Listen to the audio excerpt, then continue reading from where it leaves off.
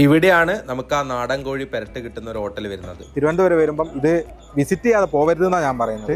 ആ ഒരു ശിവലിംഗവും കാണാം, ഹനുമാസ്വാമിനെയും കാണാം. അവർക്ക് സ്വാഗതം. ഞാൻ ഇപ്പം നിൽക്കുന്നത് തിരുവനന്തപുരത്താണ്. നമ്മളിവിടെ തിരുവനന്തപുരത്തോട്ട് വന്നത് ഇവിടുത്തെ കുറച്ച് സ്ഥലങ്ങൾ എക്സ്പ്ലോർ ചെയ്യാൻ, പിന്നെ ഇവിടെ മാത്രം കിട്ടുന്ന കുറച്ച് ഫുഡ് ഐറ്റംസ് ഒക്കെ ഉണ്ട്, അതൊക്കെ എക്സ്പ്ലോർ ചെയ്യാൻ വേണ്ടിയിട്ടാണ്. അതിൻ്റെ ആദ്യത്തെ പടി എന്നുള്ള നിലയ്ക്ക് നമ്മളിപ്പോൾ ആദ്യം പോകുന്നത് വെങ്ങാനൂരേക്കാണ്. വെങ്ങാനൂർ നമുക്ക് അവിടുത്തെ ഒരു സ്പെഷ്യൽ ഐറ്റം ട്രൈ ചെയ്ത് നോക്കാനുണ്ട്. എന്താണെന്നല്ല അവിടെ പോയിട്ട് ഞാൻ നിങ്ങൾക്ക് പറഞ്ഞുതരാം.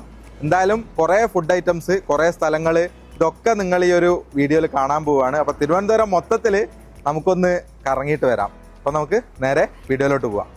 ഞാൻ ഇതാപ്പോൾ നിൽക്കുന്നത് തമ്പാനൂരാണ്. ഞാനിവിടെ താമസിക്കുന്നത് ഇവിടെ ഒരു ഡോർമെട്രിയിലാണ്. അതിൻ്റെ ഡീറ്റെയിൽസ് ഒക്കെ ഞാൻ പോയി വരുമ്പം പറഞ്ഞുതരാം. ഇവിടുന്ന് ഈ റോഡ് നമ്മൾ നേരെ പോയി കഴിഞ്ഞാൽ നമ്മുടെ റെയിൽവേ സ്റ്റേഷനാണ്. അപ്പോൾ ആ റെയിൽവേ സ്റ്റേഷൻ്റെ തൊട്ട് മുന്നിലായിട്ടാണ് നമ്മുടെ ബസ് സ്റ്റാൻഡ് കിടക്കുന്നത്. അപ്പോൾ അവിടുന്ന് നമുക്ക് അങ്ങോട്ടേക്ക് ബസ് കിട്ടുന്നതാണ് വിചാരിക്കുന്നത്. അവിടെ പോയിട്ട് നമുക്ക് ചോദിച്ചു നോക്കാം. അവിടെ നമ്മുടെ തിരുവനന്തപുരം റെയിൽവേ സ്റ്റേഷൻ ആട്ടോ കാണുന്നത്. അതിൻ്റെ മുന്നിൽ തന്നെയാണ് നമ്മുടെ ബസ് സ്റ്റാൻഡ്. ഇവിടുന്ന് ഒരു 400 മീറ്റർ മാത്രമേ ഉണ്ടായിരുന്നുള്ളൂ ഞാൻ താമസിച്ച റൂമിൻ്റെ അങ്ങോട്ട്. ഇപ്പം സമയം 4 മണിയാവുന്നു, 3:50. നമുക്ക് ഇവിടുന്ന് ഇപ്പോൾ അവിടെ എത്താമെന്ന് അറിയില്ല, എത്ര ദൂരം ഉണ്ടെന്നൊന്നും ഐഡിയ ഇല്ല. നമുക്ക് നോക്കി നോക്കാം. ഞാനേത് അവിടെ ഇപ്പം കിഴക്കേക്കോട്ടയുള്ളത്. അപ്പം ഇവിടെ നിന്നാണ് നമുക്ക് അങ്ങോട്ടുള്ള ബസ് കിട്ടുക. അപ്പോൾ പത്മനാഭസ്വാമിയുടെ അടുത്തോട്ടൊന്ന് വന്നത്. അവിടെ എന്തോ പണി നടന്നുകൊണ്ടിരിക്കുക. രാവിലെ, നാളെ രാവിലെ അമ്പലത്തിൽ ഇവിടെ ഉത്സവമാണ്. ഇനിയിപ്പോൾ നമുക്ക് ഇതിൻ്റെ പുറത്തോട്ട് പോയിട്ട് അവിടെ നിന്നാണ് നമുക്ക് വെങ്ങാനൂരേക്കുള്ള ബസ് കിട്ടുക. ഇവിടെ മഴ പെയ്യുന്നുണ്ട് കേട്ടോ. ഇപ്പം നേരത്തെ നല്ല മഴയായിരുന്നു, അതുകൊണ്ട് കുറച്ച് നേരം അവിടെ കയറി നിന്നു. ഇപ്പം ചാറുന്നുണ്ട്. കുറേ നേരം ഇവിടെ കാത്തിരുന്നിട്ടാട്ടോ നമുക്ക് ബാലരാമപുരത്തേക്ക് ബസ് കിട്ടിയത്. കറക്റ്റ് ബസ് കിട്ടുന്ന സ്ഥലം അങ്ങോട്ടും ഇങ്ങോട്ടൊക്കെ പറഞ്ഞിട്ട് ഒരു കൺഫ്യൂഷൻ ആയിപ്പോയി.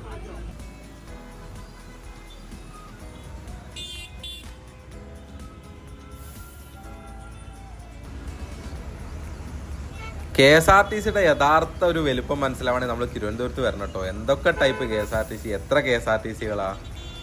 നമ്മളവിടെ കിഴക്കേക്കോട്ട ബസ് സ്റ്റാൻഡിൽ നിന്നാണ് ബസ് കയറിയത്. അങ്ങനെ ബസ് ചുറ്റി തമ്പാനൂർ ബസ് സ്റ്റാൻഡിൻ്റെ മുന്നിലെത്തി. നമ്മുടെ റെയിൽവേ സ്റ്റേഷനാണ് കേട്ടോ കാണുന്നത്. അപ്പോൾ അവിടെ നിന്നാണ് അങ്ങോട്ടേക്ക് ബാലരാമപുരത്തേക്കൊക്കെ ബസ് കിട്ടുക. അപ്പോൾ അത് ഓർമ്മിച്ച് വെച്ചോ. നിങ്ങളിനി വരുന്ന സമയത്ത് തമ്പാനൂരല്ല, കിഴക്കേക്കോട്ട ബസ് സ്റ്റാൻഡിൻ്റെ ഫ്രണ്ടിലായിട്ട് നമുക്ക് ബാലരാമപുരത്തേക്ക് ബസ് കിട്ടും. ആ ഒരു കാഴ്ച കണ്ടോ? നമ്മുടെ നാട്ടിലൊക്കെ അതിനെ ഗരുഡൻ തൂക്കം എന്നൊക്കെയാണ് വിളിക്കാൻ തോന്നുന്നു. പക്ഷെ ഇവിടെ ഇവർ പറക്കും കാവടി എന്നാണ് വിളിക്കുക. അതൊരു ആചാരമാണെന്നാണ് പറയുന്നത്. ഒരു വഴിപാട് പോലെ ചെയ്യുന്നതാണ് അത്രേ. എന്തല്ലേ, പിന്നെ നമ്മൾ ഓരോരുത്തരുടെ വിശ്വാസത്തിലോട്ട് നമുക്ക് ഒന്നും പറയാൻ അവകാശമില്ലാത്തതുകൊണ്ട്. പക്ഷേ ഇങ്ങനെയൊക്കെ ചെയ്യുമ്പം എന്താണെന്ന് അറിയില്ല, ഫുൾ ബ്ലോക്കുമാണ്. അതുകൊണ്ട് പറക്കും കാവടി എന്നാണ് ഇവിടെയുള്ളവർ അതിനെ വിളിക്കുന്നത്. മുരുകനായിട്ട് ബന്ധപ്പെട്ട ഒരു വിശ്വാസമാണത്. നമ്മളെ നാട്ടിലൊക്കെ നോർമൽ കാവടി എടുക്കുന്ന പോലെ ഇവിടെ പലതരത്തിൽ കാവടികളുണ്ട്. അതിലൊന്നാണ് നമ്മളെ കാണുന്ന പറക്കും കാവടി. അത് ഓരോരുത്തരും നേർച്ചയായിട്ട് ചെയ്യുന്നതാണ് ഓരോ കാര്യങ്ങൾക്ക് വേണ്ടിയിട്ട്. പിന്നെന്തോ വിശേഷ ദിവസമായിരിക്കണം, അതുകൊണ്ടാണ്. ഇവിടെ 2-3 സ്ഥലത്ത് കണ്ടു. ഇതാണ് നമ്മൾ തെരഞ്ഞു വന്ന കൃഷ്ണ ഹോട്ടൽ. ബാലരാമപുരത്ത് നിന്ന് കുറച്ചുള്ളിലായിട്ടാണ്, ഗൂഗിൾ മാപ്പിൽ കിടക്കുന്നുണ്ട്. നമുക്ക് പെട്ടെന്ന് ഭക്ഷണം കഴിക്കാം. ബാക്കിയൊക്കെ അതിന് ശേഷം ഞാൻ നിങ്ങൾക്ക് പറഞ്ഞുതരാം. ആദ്യം തന്നെ അവർ വാഴയിലൊക്കെ കൊണ്ടുവന്ന് വെച്ചിട്ടുണ്ട്. വാഴയിലാണ് അവർ ഇത് സെർവ് ചെയ്യുന്നത്. സംഭവം ഇപ്പം വരും. ഇതാണ് നമ്മുടെ ഐറ്റം, നാടൻ കോഴിയുടെ പെരട്ടാണ്. നമ്മുടെ നാട്ടിലെ വരട്ടിയെടുക്കുക എന്നൊക്കെ പറയുന്നില്ല, അതുപോലെ തന്നെയാന്ന് തോന്നുന്നു. ഞാൻ കപ്പയാണ് പറഞ്ഞത്. കപ്പയും പൊറോട്ടയും പുട്ടും ഒക്കെ കിട്ടും. ടേസ്റ്റൊക്കെ വേറെ ലെവലാണ് കേട്ടോ. നിങ്ങൾ വന്നിട്ട് എന്തായാലും മസ്റ്റ് ട്രൈ ആയിട്ടാണ്. ഇത്രയും ടേസ്റ്റ് ഉള്ള ഒരു ചിക്കൻ ഐറ്റം ഞാൻ എൻ്റെ ലൈഫിൽ കഴിക്കുന്ന ഫസ്റ്റ് ടൈം ആയിരിക്കും. അത്ര ടേസ്റ്റ് ഉള്ള ഒരു സംഭവമാണ്. നമുക്കിങ്ങനെ കഴിച്ചുകൊണ്ടിരിക്കാൻ തോന്നും. ഇവർ വെളിച്ചെണ്ണയിലാണ് ഇത് ഉണ്ടാക്കുന്നത്. ആ വെളിച്ചെണ്ണേൻ്റെ ഫ്ലേവറും പിന്നെ ആ ഒരു മസാലയും ചിക്കനും ഒക്കെ കൂടെ ചേർന്നിട്ടുള്ളൊരു ടേസ്റ്റ് ഉണ്ടല്ലോ. നാടൻ കോഴിക്ക് ബ്രോയിലർ കോഴിയേക്കാളും ടേസ്റ്റ് ആണെന്ന് കേട്ടിട്ടുണ്ട്. ഞാൻ എൻ്റെ ലൈഫിൽ ഫസ്റ്റ് ടൈമാണ് നാടൻ കോഴി കഴിക്കുന്നത്. അപ്പം ആ ഒരു ഫ്ലേവർ തന്നെ നമുക്കിങ്ങനെ എടുത്തു നിൽക്കുന്നുണ്ട്. ഇതാണ് അവസാനത്തെ ഒരു ഷോട്ട്. ഇത് കാണുമ്പോൾ നിങ്ങൾക്ക് മനസ്സിലായിട്ടുണ്ടാവും എത്ര ടേസ്റ്റ് ഉള്ള ഒരു ഐറ്റമാണ് ഇത് എന്ന്. ഇനി നിങ്ങൾ തിരുവനന്തപുരം വരുന്ന സമയത്ത് എവിടെ പോയിട്ടില്ലെങ്കിലും ഇവിടെ വരണം, ബാലരാമപുരം വരണം, ഈ കൃഷ്ണ ഹോട്ടൽ വരണം. ഇവിടുത്തെ ഈ ഒരു നാടൻ കോഴിയുടെ പെരട്ട് കഴിക്കണം. അപ്പോൾ മാത്രമേ ഞാൻ ഈ പറഞ്ഞത് വെറുതെ ആണോ നിങ്ങൾക്ക് മനസ്സിലാവുള്ളൂ. ഇവിടെ റേറ്റും കാര്യങ്ങളൊക്കെ കൊടുത്തിട്ടുണ്ട്. പിന്നെ ഇവരുടെ നമ്പർ ഉണ്ട്. ഞാൻ ഗൂഗിളിൽ നമ്പർ എടുത്തൊന്ന് വിളിച്ചു നോക്കിയിരുന്നു. അതൊന്ന് വിളിച്ചു നോക്കിയിട്ട് ഇവിടെ സംഭവം ഉണ്ട് എന്ന് ഉറപ്പ് വരുത്തുന്നത് നല്ലതാണ്. കാരണം കുറച്ച് ദൂരം നമുക്ക് ഇങ്ങോട്ട് ട്രാവൽ ചെയ്യാനുണ്ട്. പക്ഷേ ഞാൻ വീണ്ടും പറയുന്നു, മസ്റ്റായിട്ട് തിരുവനന്തപുരത്ത് നിങ്ങൾ വരുന്നുണ്ടെങ്കിൽ ബാലരാമപുരത്ത് വരിക, ഇതൊന്ന് ടേസ്റ്റ് ചെയ്യുക. അത്രമാത്രം ടേസ്റ്റുള്ള ഒരു ഐറ്റമാണ്. ഞാൻ എൻ്റെ ലൈഫിൽ ഇത്രയും ടേസ്റ്റോട് കൂടിയിട്ട് ഒരു ചിക്കൻ ഐറ്റം കഴിച്ചിട്ടില്ല. അതുകൊണ്ടാണ് പറയുന്നത്. ഇവർക്ക് വേറെ ബ്രാഞ്ചും കാര്യങ്ങളൊന്നുമില്ല കേട്ടോ. തിരുവനന്തപുരം നിങ്ങൾക്ക് ഒരുപാട് സ്ഥലങ്ങളിൽ ഇത്തരത്തിലുള്ള ചിക്കൻ പെരട്ടുകൾ കിട്ടും. പക്ഷെ അതൊക്കെ വേറെയാണ്, ഇവരുടെ അല്ല. നമ്മൾ ഇങ്ങോട്ട് വരുന്ന സമയത്ത് കാവടി കണ്ടില്ല, അതിൻ്റെ ബാക്കിയുള്ള എന്തൊക്കെയോ സംഭവങ്ങളാണ്. ഇന്നെന്തോ വിശേഷ ദിവസമാണെന്ന് എന്തായാലും മനസ്സിലായി. ഒരുപാട് ഇതൊക്കെ നോർമൽ കാവടികളാണ്. അവിടെ ആ ബസ്സിൻ്റെ പുറകിൽ ലൈറ്റ് കണ്ടോ, അവിടെ അത് കാണുന്നതും പറക്കും കാവടിയാണ്. ബസ് കുറച്ച് മുന്നോട്ട് എടുക്കുമ്പോൾ ഞാൻ നിങ്ങൾക്ക് അത് കാണിച്ചു തരാം. ഈ ഒരു വാഹനത്തിൻ്റെ പിറകിലായിട്ടും നമുക്ക് ആ ഒരു പറക്കും കാവടി എന്ന് ഇവിടെയുള്ളവർ വിളിക്കുന്ന ആ ഒരു സംഭവം കാണാൻ പറ്റും.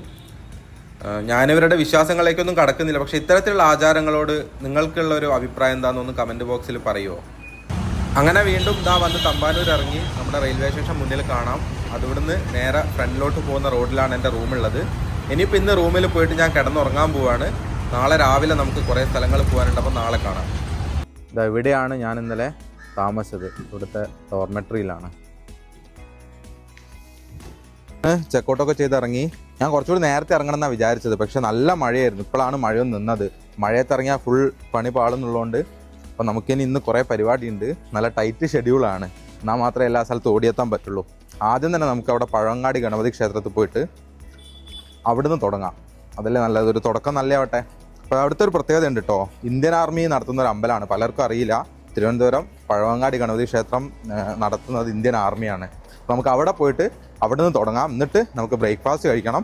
എന്നിട്ട് നമുക്ക് കുറേ സ്ഥലങ്ങളിൽ നിന്ന് പോകാനുണ്ട്. ഇന്ന് ഓടി നടന്ന് കാണാനുള്ള കുറേ സ്ഥലങ്ങളാണ്. ഞാനിത് അവിടെ നിന്ന് ഒരു ഓട്ടോ എടുത്തു, കാരണം നമ്മൾ ഒരു 1.5 കിലോമീറ്റർ പോകാനുണ്ട്. നടന്ന് പോകാൻ ബുദ്ധിമുട്ടല്ല, അപ്പോൾ നമുക്ക് അത്രയും സമയം പോകുമല്ലോ. ഓട്ടോ ആകുമ്പോൾ വേഗം എത്തും നമ്മൾ.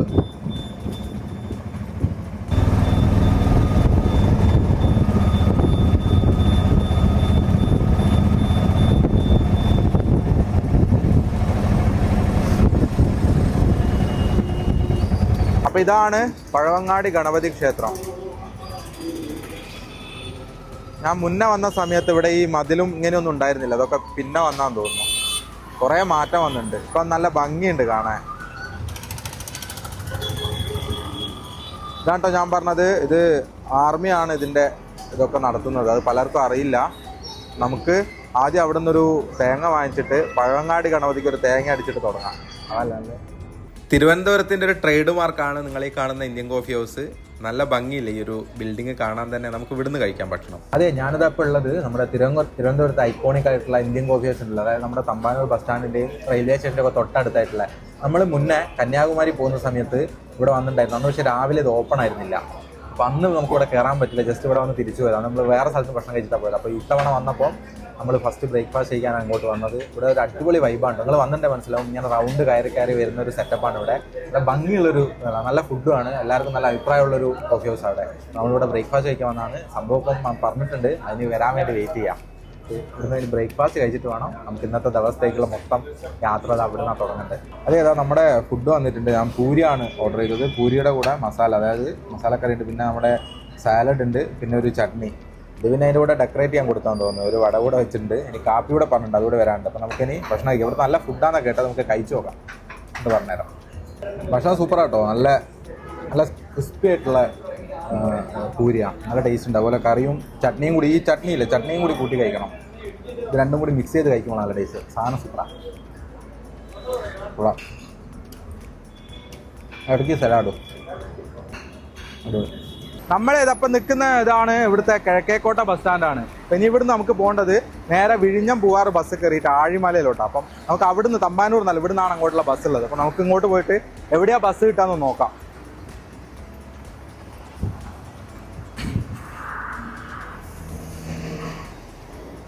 കുറച്ചു നേരം വെയിറ്റ് ചെയ്യുമ്പോഴത്തേക്ക് തന്നെ ബസ് കിട്ടി.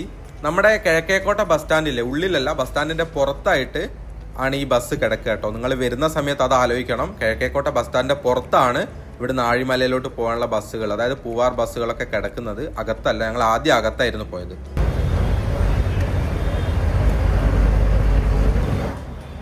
നമ്മളിവിടെ കിഴക്കേക്കോട്ടയിൽ നിന്ന് ഇതപ്പോൾ ബസ് കയറി. ഇനിയിപ്പോൾ അവിടെ ആഴിമല പോയി ഇറങ്ങണം. പുറത്ത് നല്ല മഴ പെയ്യുന്നുണ്ട് ഇപ്പം. അവിടെ നിൽക്കുന്ന സമയത്ത് മഴയില്ലായിരുന്നു. ഇപ്പം ചെറിയ രീതിയിൽ പെയ്ത് തുടങ്ങുന്നുണ്ട്. ആകാശമാണെങ്കിൽ നല്ല മഴക്കാറുണ്ട്. അപ്പം പെയ്യാനാണ് സാധ്യത. അവിടെയൊക്കെ കണ്ടോ, ഇവിടെ ഇങ്ങനെ ചെറിയ ചെറിയ ഇഷ്ടംപോലെ കോവിലുകളുണ്ട് പോകുന്ന വഴിയിലൊക്കെ.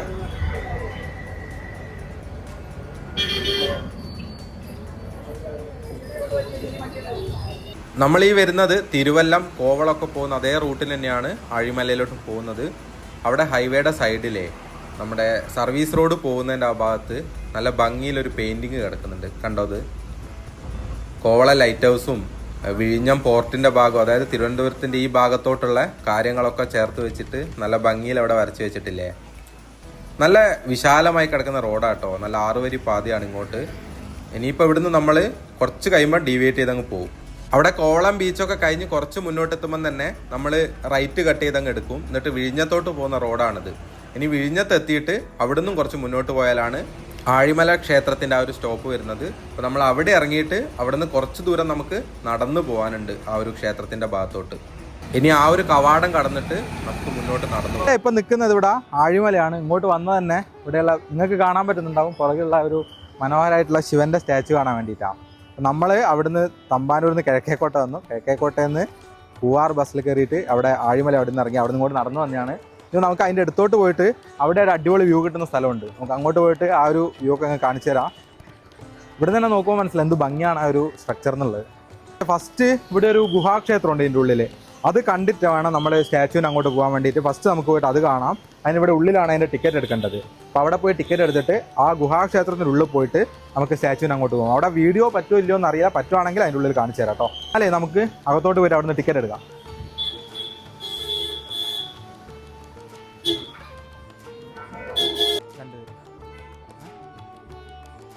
ഈ ശിവന്റെ സ്റ്റാച്ചു മാത്രമല്ല നമ്മൾ കണ്ടിട്ടുള്ളൂ. പക്ഷേ ഇവിടെ വരുന്ന സമയത്ത് അതിനേക്കാൾ അടിപൊളിയായിട്ടുള്ള കുറേ കൊത്തുപണികൾ, ശിവനുമായിട്ട് ബന്ധപ്പെട്ട മഹാഭാരതത്തിനുള്ള റെഫറൻസ്, ഗണപതി, പിന്നെ ശിവനും വിഷ്ണുവും ചേർന്നിട്ടുള്ള അങ്ങനെ ഇഷ്ടം പോലെ കൊത്തിവെച്ച കുറേ കാര്യങ്ങൾ ഇതിൻ്റെ അടിയിലുണ്ട്. ഒരു ഗുഹാക്ഷേത്രമായിട്ട് താഴെ അവർ സംരക്ഷിച്ചിട്ടുണ്ട്.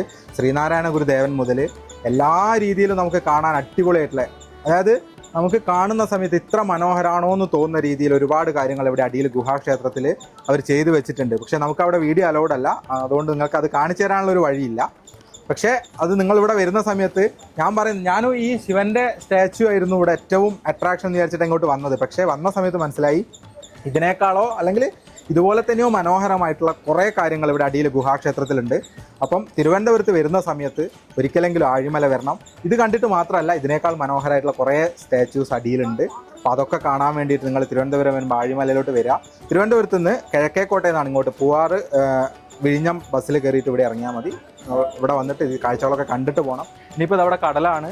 നമുക്ക് കടലൊക്കെ കണ്ട് മുകളിൽ ആ ശിവൻ്റെ സ്റ്റാച്ചുവിൻ്റെ അങ്ങോട്ടേക്ക് മെല്ലെ നടന്നു പോകാം.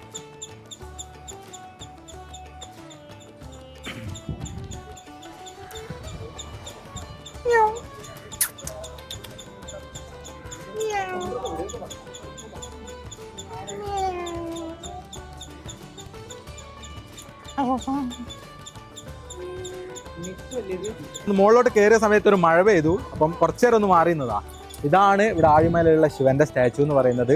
PS ദേവദത്തൻ എന്ന് പറയുന്ന ഒരു ശില്പി 6 വർഷം കൊണ്ട് ഉണ്ടാക്കിയെടുത്ത അദ്ദേഹത്തിൻ്റെ എന്താ പറയുക കഴിവാണ് നിങ്ങൾ ഈ കാണുന്നത്. ഇത്ര മനോഹരമായ, അത്ര സൂക്ഷ്മമായി ശ്രദ്ധിച്ചുണ്ടാക്കിയ ആഴിമലയിലോട്ട് ആളുകളെ ആകർഷിക്കുന്നു. ഇവിടെ ഇങ്ങനെ ഒരു ക്ഷേത്രം ഉണ്ട് എന്ന് ലോകം അറിഞ്ഞത് ഈ ഒരു സ്റ്റാച്ചു ഇവിടെ വന്നതിന് ശേഷം. അതിന് മുന്നേയുള്ള ക്ഷേത്രം എന്ന് പറയുന്നത് അധികം ആൾക്കാരൊന്നും വരാത്ത കുറച്ച് വീടുകൾ മാത്രമുള്ള ചെറിയ സ്ഥലത്ത് ഇങ്ങനെയൊരു മനോഹരമായ, അതിമനോഹരമായൊരു സ്റ്റാച്ചു വന്നതോടുകൂടി ഒരുപാട് ആളുകൾ ഇപ്പം ഇവിടെ വന്നതിൽ ഏറ്റവും കൂടുതൽ നോർത്ത് ഇന്ത്യക്കാരാണ്. അപ്പോൾ അവരൊക്കെ ഇങ്ങോട്ട് വരാൻ കാരണം ഈ മനോഹരമായ ഒരു ശില്പമാണ്.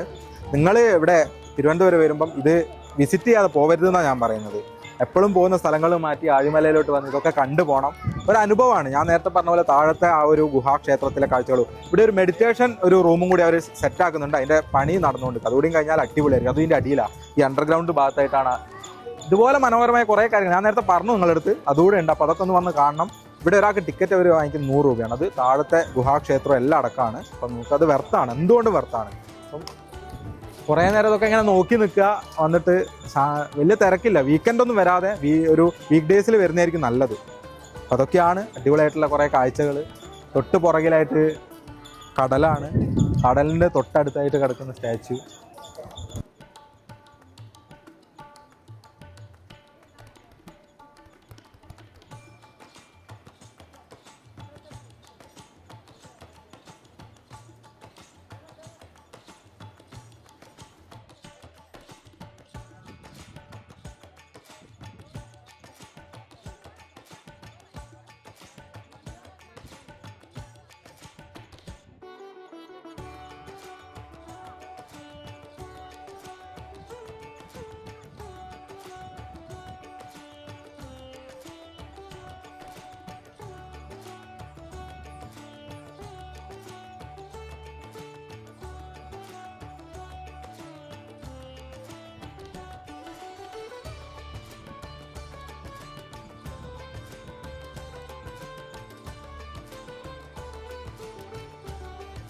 നമ്മൾ ആദ്യം താഴത്തെ ഗുഹാക്ഷേത്രത്തിലാണ് പോയത്, പിന്നെ അവിടെ സ്റ്റാച്ചുവിന് അങ്ങോട്ട് പോയി.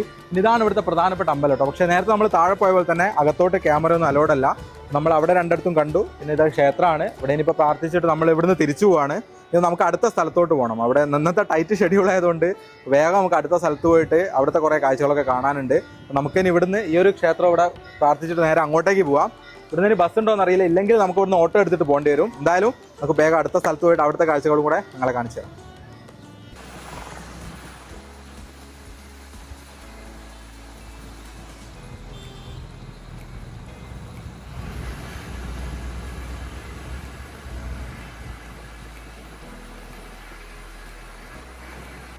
നമ്മളിത് അപ്പോൾ ഇവിടെ വന്നത് പൂവാർ ബസ് സ്റ്റാൻഡിലാണ്.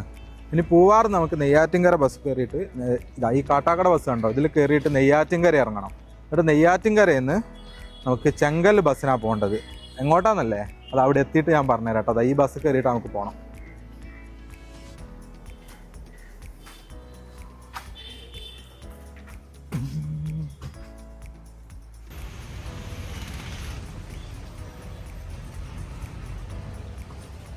നമ്മളിപ്പോൾ നിൽക്കുന്നത് ഇപ്പോൾ നെയ്യാറ്റിൻകര കേട്ടോ. അവിടുന്ന് ഇങ്ങോട്ട് ബസ്സിന് വന്നതാണ്. ഇനിയിപ്പോൾ ഇവിടുന്ന് 1 മണിക്കാണ് ബസ് പറഞ്ഞത്. ഇപ്പോൾ 12:45 ആവുന്നേ ഉള്ളൂ. അപ്പം കുറച്ച് സമയമുണ്ട്. ഇനിയിപ്പോൾ ഇവിടെ കുറച്ചേരം വെയിറ്റ് ചെയ്തിട്ട് ഇവിടുന്ന് നമുക്ക് ഡയറക്റ്റ് അങ്ങോട്ട് ചെങ്കലിലോട്ട് ബസ് ഉണ്ട്. ഇനി അവിടെ ചെങ്കലിൽ പോയിട്ട് എത്ര സമയമുണ്ടെന്ന് അറിയില്ല, കുറച്ച് ദൂരേ കാണുമായിരിക്കുള്ളൂ. അപ്പം നെയ്യാറ്റിൻകര ബസ് സ്റ്റാൻഡ് അതാ ഈ എൻ്റെ ലെഫ്റ്റ് സൈഡിലുള്ളത്. ഇനി നമുക്ക് അങ്ങ് അകത്തോട്ട് പോകാം എന്തായാലും.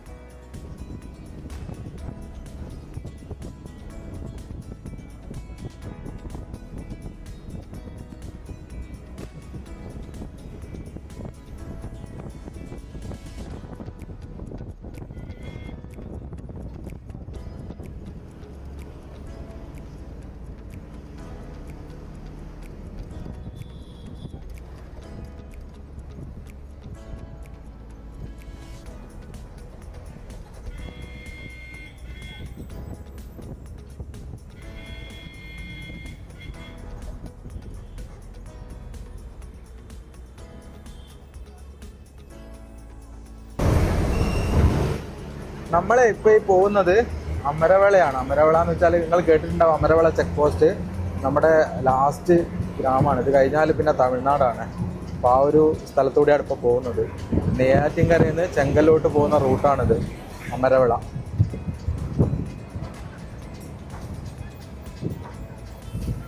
ഇവിടെ നിന്ന് നേരെ പോയാൽ കന്യാകുമാരിയാണ്. നമ്മൾ ഇതപ്പോൾ ഇവിടെ ചെങ്കലിൽ ശിവപാർവതി ക്ഷേത്രത്തിൻ്റെ മുന്നിലായിട്ടുള്ളത്. നമ്മൾ ഇങ്ങോട്ട് വന്നത് ഇവിടെ ക്ഷേത്രത്തിൻ്റെ ഇത് കാണാൻ മാത്രമല്ല, അതിനേക്കാൾ മനോഹരമായ മറ്റൊരു കാര്യം ഇവിടെ ഉണ്ട്. ഒരു അത്ഭുതകരമായ കാര്യം, ലോകത്തിലെ തന്നെ ഏറ്റവും വലിയൊരു സംഭവമാണ് ഇവിടെ ഉള്ളത്. എന്താണെന്നല്ലേ ഞങ്ങൾക്ക് കാണിച്ചിരുക. ഇവിടെ വലത്തുഭാഗത്തോട്ട് നോക്കി ഞങ്ങൾക്ക് കാണാൻ പറ്റും ആ ഒരു വലിയ ശിവലിംഗം. ലോകത്തിലെ തന്നെ ഏറ്റവും വലിയ ശിവലിംഗമാണ് നിങ്ങളെ കാണുന്നത്. അപ്പോൾ അത് കാണാനും അതൊന്ന് എക്സ്പ്ലോർ ചെയ്യാനൊക്കെയാണ് നമ്മൾ ഇങ്ങോട്ട് വന്നത്. നമുക്ക് ആദ്യം ക്ഷേത്രത്തിന് അങ്ങോട്ട് പോയിട്ട് അവിടുന്ന് എങ്ങനെയാണ് അങ്ങോട്ട് പോകേണ്ടതെന്നൊക്കെ ചോദിച്ച് അവിടെ പോയിട്ട് ആ കാഴ്ചകളൊക്കെ കാണാൻ പറ്റും. ഒക്കെ എത്ര അടുത്തുന്നത് കാണാൻ പറ്റും. അങ്ങോട്ടൊക്കെ പോവാം. അടിപൊളിയായിട്ടുള്ള കുറേ കാഴ്ചകൾ ഉണ്ടാവും എന്നാണ് വിചാരിക്കുന്നത്. പോകണം.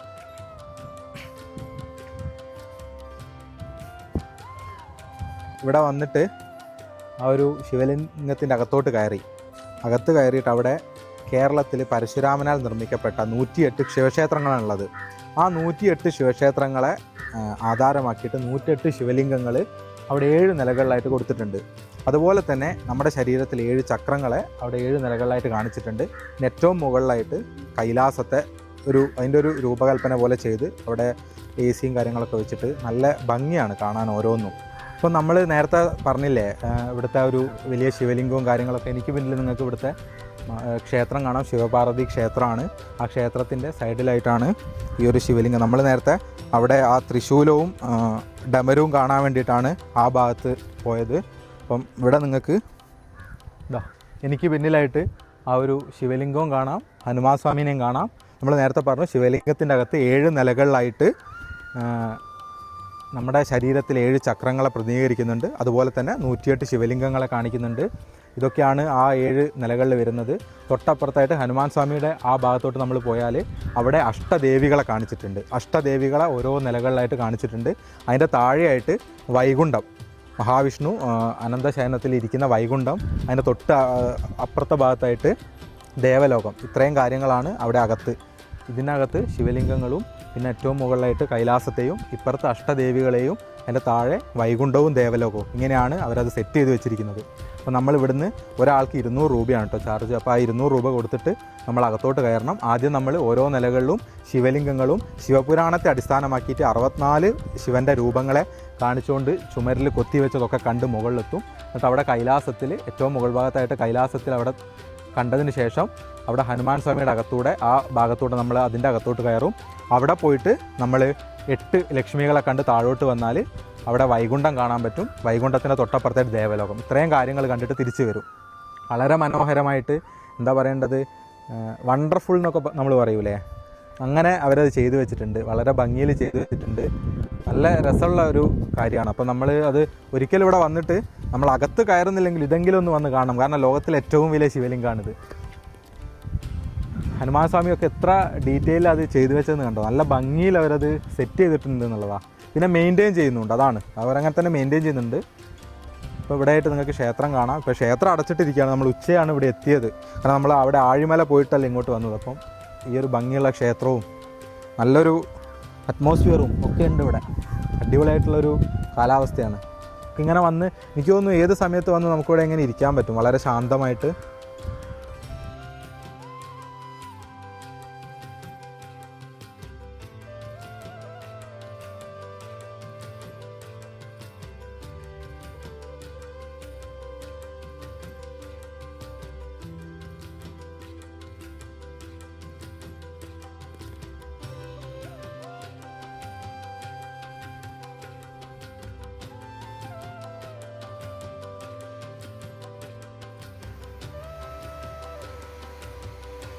അങ്ങനെ അവിടുന്ന് തിരിച്ചു പോവാണ്. സത്യത്തിൽ ഒരു പ്ലാൻ കൂടെ ഉണ്ടായിരുന്നു. ഇവിടുന്ന് കാട്ടാക്കട പോയിട്ട് അവിടുന്ന് നെയ്യാർ ബസ് കയറിയിട്ട് കാളിപ്പാറ എന്ന് പറയുന്ന മനോഹരമായൊരു ക്ഷേത്രമുണ്ട്, ഒരു കുന്നിന്റെ മുകളിലൊക്കെ ആയിട്ട്.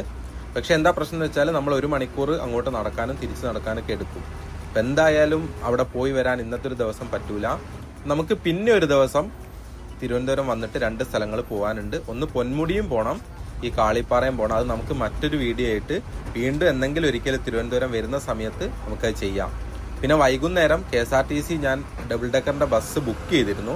പക്ഷേ അവൈലബിലിറ്റി കുറവായതുകൊണ്ട്, ആളുകൾ ബുക്ക് ചെയ്യാത്തത് കൊണ്ട് അവർ അത് ഇന്ന് ഇല്ല എന്നാണ് എൻ്റെ അടുത്ത് പറഞ്ഞത്. നേരത്തെ അവർ വിളിച്ചിരുന്നു. അപ്പോൾ ആ എമൗണ്ട് അവർ റീഫണ്ട് ചെയ്യുന്നതാണ് പറഞ്ഞത്. ഇപ്പം മഴയൊക്കെ ഉള്ളത് കൊണ്ടായിരിക്കണം ആളുകൾ കൂടുതൽ ബുക്ക് ചെയ്തിട്ടില്ല. ഞാൻ ബുക്ക് ചെയ്ത ടൈമിന് ആരും ഉണ്ടായിരുന്നില്ല അത്രേ. അങ്ങനെയൊക്കെയാണ് ഉള്ളത്. നമുക്കിനി ഇവിടുന്ന് തിരിച്ചു പോവാം. അപ്പോൾ നമ്മൾ രാവിലെ ചായ കുടിച്ചില്ലേ, ഇന്ത്യൻ കോഫി ഹൗസ്, അങ്ങോട്ട് തന്നെ വീണ്ടും വന്നതാണ് കേട്ടോ. ഉച്ചയ്ക്ക് ഇന്ന് ഭക്ഷണം കഴിക്കാൻ പറ്റില്ല, ഫുള്ള് യാത്ര ചെയ്തുകൊണ്ട്. എന്നിട്ട് തന്നെ നമ്മൾ വിചാരിച്ചൊരു സ്ഥലത്ത് പോകാൻ പറ്റിയില്ല. നമ്മളവിടെ കാളിപ്പാറ എന്ന് പറഞ്ഞൊരു സ്ഥലമുണ്ട്, നെയ്യാർ ഡാമിൻ്റെ അടുത്തുള്ളൊരു കുന്നിൻ്റെ മുകളിലായിട്ടുള്ളൊരു അമ്പലമാണ്. അപ്പോൾ അവിടെ പോകണം എന്ന് വിചാരിച്ചിരുന്നു. പക്ഷെ അത് നടന്നില്ല. നമ്മൾ ഭക്ഷണമൊന്നും കഴിക്കാണ്ട് സ്പീഡിൽ പോയിട്ടും നമുക്ക് ഇന്ന് രാത്രി തന്നെ ട്രെയിനുള്ളതുകൊണ്ട് അത് നടന്നില്ല. അപ്പം വീണ്ടും ഇങ്ങോട്ട് ഭക്ഷണം കഴിക്കാൻ വേണ്ടിയിട്ട് അങ്ങോട്ട് വന്നത്. ഇനിയിപ്പോൾ ഇത് അവിടുന്ന് ഭക്ഷണം കഴിച്ച് നമുക്ക് ഇന്നത്തെ ഈ ഒരു എപ്പിസോഡ് അവിടെ അവസാനിപ്പിക്കാം. അപ്പം ഭക്ഷണം പറഞ്ഞിട്ടില്ല, അവർ വരണം, എന്നിട്ട് ഭക്ഷണം കഴിക്കണം. ഈ ഒരു ഭക്ഷണം കൂടി നമുക്ക് ഇന്ന് കാണിച്ചു തരാം. എന്തൊക്കെ ഐറ്റംസ് ഇവിടെ സ്പെഷ്യലായിട്ടുള്ള കുറച്ച് സാധനങ്ങളുണ്ട്. അപ്പം നമുക്ക് അതുകൂടിയും കഴിച്ചിട്ട് റെയിൽവേ സ്റ്റേഷൻ അങ്ങോട്ട് പോയിട്ട് അവിടെ നിന്ന് അവസാനിപ്പിക്കാം. അതെ, ഇപ്പം നമ്മളിതാ ചിക്കൻ പെരട്ടും പൊറാട്ട ഓർഡർ ചെയ്തത്. അപ്പം ഇതിന് കൂട്ടാൻ പൊറാട്ട നല്ലതെന്നുള്ളതുകൊണ്ടങ്ങ് വാങ്ങിയതാണ്. പക്ഷേ ഇത് ഇന്നലെ നമ്മൾ കഴിച്ച ചിക്കൻ പെരട്ടിൻ്റെ ടേസ്റ്റ് ഒന്നും ഉണ്ടാവും തോന്നുന്നില്ല, കാണുമ്പോൾ തന്നെ മനസ്സിലാവും. പക്ഷേ എന്നാൽ നമുക്ക് കഴിച്ചു നോക്കിയിട്ട് ഞാൻ പറഞ്ഞുതരാം. ജസ്റ്റ് ഒന്ന് കഴിച്ചു നോക്കട്ടെ ഒരു പീസ്. അപ്പോൾ ഇതാ ഒരു പീസും പൊറാട്ടയും കൂടി കൂട്ടിപ്പിടിച്ചിട്ടുണ്ട്. കഴിച്ചു നോക്കട്ടെ.